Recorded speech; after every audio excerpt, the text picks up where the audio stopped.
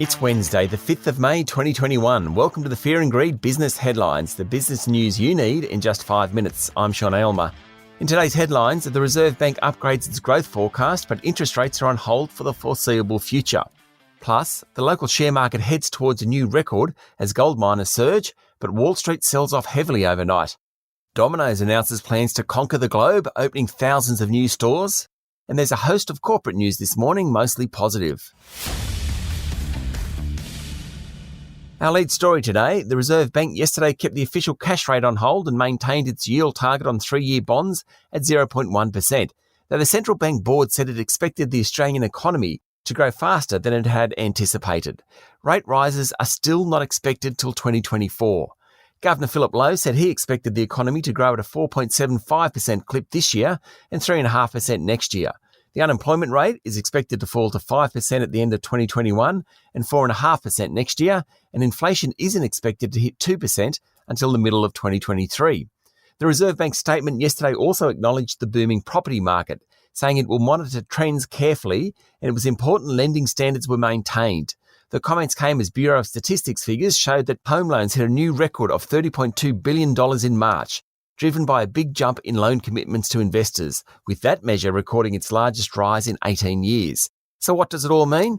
The bank has been surprised by the strength in the economic rebound and is somewhat concerned about housing. When the unemployment rate measures 4-point-something, then the bank will think about shifting on interest rates. If the last 12 months is indicative of the next 12 months, that could be well before 2024. In overseas news, there was a big sell-off in technology stocks on Wall Street overnight, led by Apple, Tesla and Amazon. In mid-afternoon trading, the Nasdaq 100 was down 2.4% and was heading for its worst day since March. It came after Treasury Secretary Janet Yellen, who used to run the Federal Reserve but is no longer responsible for monetary policy, said interest rates may have to rise modestly to prevent the economy from overheating. The Group of 7 nations meet later in the week, with a bloc including the US, Germany, Italy and France considering working together to counter China. The UK is hosting the event and has been more determined to keep the door open to China. Japan and Canada make up the G7. Away from China, the G7 is also expected to discuss the status of Hong Kong, Myanmar, Russia and the Ukraine. And Bill and Melinda Gates are divorcing after 27 years of marriage. Marital affairs aren't the stock in trade for fear and greed, but in this case, the two have pretty much reshaped philanthropy globally and had a massive impact on public health. The Bill and Melinda Gates Foundation has an endowment of around $65 billion and has been a big supporter in the fight against diseases such as malaria and COVID-19.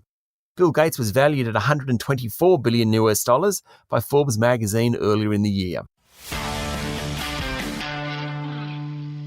Locally, Prime Minister Scott Morrison said a proposed $10 billion reinsurance pool, funded by the government, should cut insurance premiums in Northern Australia by about 10%.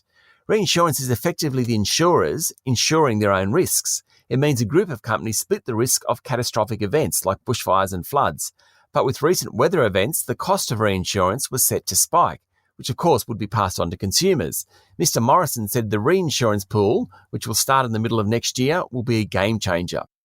It was a big day yesterday for the gold miners on the ASX 200, with Ramelius Resources, Silver Lake Resources and Resolute Mining all closing up more than 7%. Gold Road Resources and Regis Resources both ended the day up between 4 and 5%.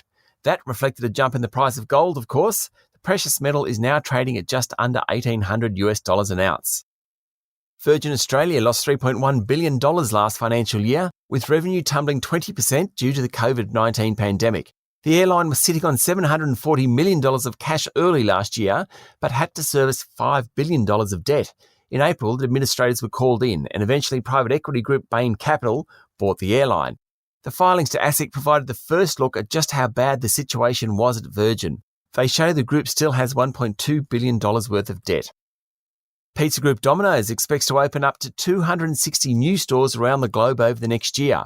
And Chief Executive Don May said the group was looking at locations such as bakeries and sushi bars that went broke during the pandemic. The group currently has 2,900 stores and wants to hit 5,550 outlets in the next 10 years, with average sales of $1.5 million. Its share price is up nearly 100% over the past year and is trading close to all-time highs. Travel agent Flight Centre finally provided some good news to long-suffering shareholders. It reported record sales revenue for the COVID period during March, after a tough January and February.